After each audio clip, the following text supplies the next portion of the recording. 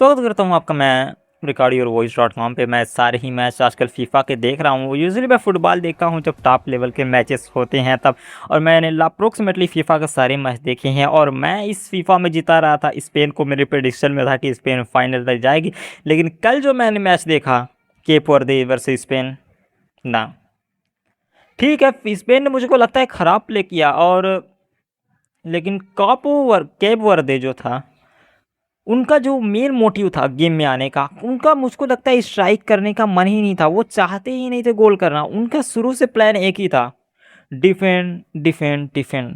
Chinese wall मानो बना दी हो उन्होंने गोल रिंग के पास। अमेजिंग था। मतलब ये मैंने कल टर्की और ऑस्ट्रेलिया का गेम देखा था, वो भी सेम लेवल पे थे। वो सारे के सारे प्लेयर गोल को बिल्कुल ही घेर लेते थे।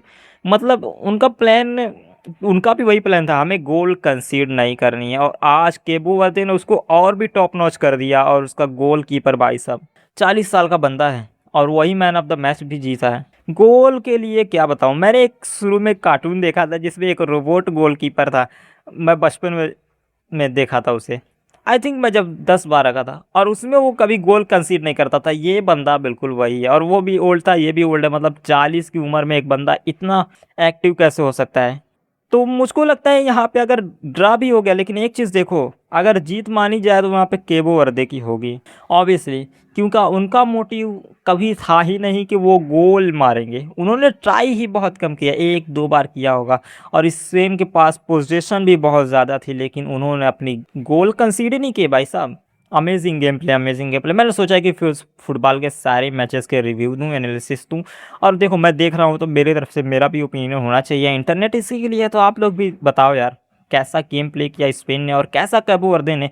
स्पेन मेरी फेवरेट टीम थी। और हाँ, एक बात कहना भूल गया, ये लोग स्पेन वाले कैबो वर्दे को इतना ढंग से ले नहीं रहा था सीरियसली। मैं भी खुद सीरियसली नहीं ले रहा था। जब शुरू में मैं तो बहुत तैयार था लमीन यमाल को देखने के लिए, और मैं बहुत रेडी था लमीन यमाल को देखने के लिए। लेकिन मैं जब मैच शुरू हुआ तो लमीन यमाल आया नहीं। तो मैंने सोचा ठीक है, छोटी टीम होगी, उन लोगों ने इस वजह से नहीं खिलाया। और मैं छोटी टीम तब तक मान रहा था जब तक कि हाफ चला नहीं गया, और उन्होंने एक भी गोल कंसीड नहीं किए, एक भी गोल कंसीड नहीं किया। और ये स्ट्राइक करते रहे, ट्राई करते रहे, और कुछ फ़र्क नहीं पड़ा। फिर तो मैंने बीच में मैच भी काट दिया। मुझको लगा कि गोल जाने ही वाला नहीं है, लेकिन मुझे यकीन नहीं हो रहा था कि कोबे वर्दे जैसी टीम ऐसा डिफेंस कर पा रही है। ये स्पेन वर्ल्ड में सेकंड रैंकिंग टीम है, और कोबे वर्दे का पता नहीं किस साइड पे है। बहुत अजीब सा। और जैसे मैंने कहा केबो वर्दे का जो मेन मोटिव था, उनको ड्रा ही करना था। उनका मेन मोटिव ही था कि हम गोल कंसीड नहीं करेंगे, और उन्होंने वो करके दिखाया। तो विन तो उनका है, हालांकि पेपर पे वो ड्रा है, लेकिन मेंटली वो विन कर गए हैं।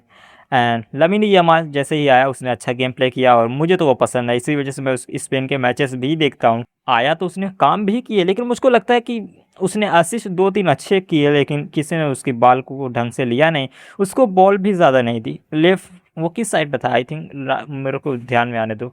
आई थिंक जिस साइड पे भी था उस साइड पे बॉल बहुत कम उन लोगों ने दी, उसके प्लेयर्स ने। और जब भी दी उसने डिलीवर किया। मैं उसको नहीं कहूँगा, अगर वो शुरू से होता, वो होता और निको विलियम्स होते तो गेम अलग होता। लेकिन कोच की गलती है सारी, उसने टीम को ही हल्के में लिया केबो वर्दे की। तो वो जाने, उनका काम जाने। लेकिन मुझे उम्मीद है कि अगला मैच स्पेन बहुत बेहतरीन प्ले करने वाली है, और मैं स्पेन को जिता रहा हूँ। आप किसको जिता रहे हैं कमेंट करके ज़रूर बताएं।